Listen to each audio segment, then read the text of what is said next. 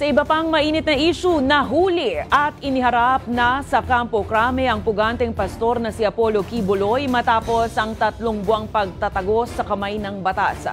Ayon kay Pangulong Ferdinand Marcos Jr., walang matatanggap na special treatment ang leader ng Kingdom of Jesus Christ na wanted sa kasong trafficking, sexual at child abuse. May balitang A to Z si Kim Salinas. They're just laying the basis that he is surrendered. But it's, sabi ko nga, kwentong kutsero ito. Huwag tayo maniwala dyan.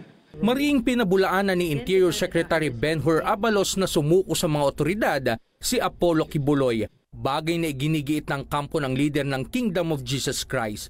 Ayon kay Police Regional Office 11 Regional Director Nick Torre, malinaw na na-corner na nila ang puganteng preacher sa kanyang pinagtataguan sa kanyang compound sa Davao City. Alam na nila na sukol na sila doon sa College of Ministry. So pinaligiran namin at siniguro namin kung makalabas. Dapat ang assault is 1 o'clock nung Saturday. But dinifer namin in deference to the bar. May bar ops kasi ang JMC. Mula sa Davao City, dinala sa Campo Crame sa Quezon City si Quiboloy at ang kanyang mga kasama linggo ng gabi. Isinagawa ang booking procedure kabilang ang medical examination, pagkuha ng mugshot at fingerprint bago dalhin sa PNP Custodial Center. Kanina, iniharap sa media si Quiboloy at 4 pang kasamang wanted ng batas. Pero pawang nakatakip ang kanilang mga mukha, ayon sa kampo ng KOJC, hindi nila alam na ihaharap sila sa media. I was not informed about this beforehand, even last night. No? Kung sa amin, sir, sana hindi na lang sana kasi may proseso naman tayo.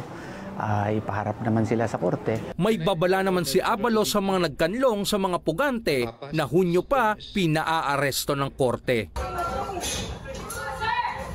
Nauwi pa sa karahasan ang ilang araw na standoff sa pagitan ng mga KOJC supporters at mga pulis sa KOJC compound. Ito lang ang babala ko.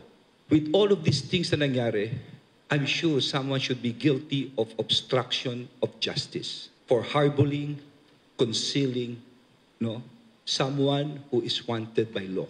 Iginiit ni Pangulong Bongbong Marcos Jr. na hindi bibigyan ng anumang special treatment si Quiboloy. Ayon pa sa Pangulo, nasa kamay na ng hudikatura ang magiging kapalaran ni Quiboloy na nahaharap sa mga kaso ng sexual at child abuse at human trafficking. We will treat him like any other arrested person and will respect his rights. We will go through the process.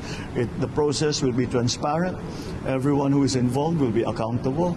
We will demonstrate once again to the world that our judicial system in the Philippines is active, is vibrant, and is working well. Kabilang ang Federal Bureau of Investigation o FBI sa Amerika sa naghahanap kay Quiboloy dahil sa kasong labor trafficking. Para sa Balitang A to Z, Kim Salinas.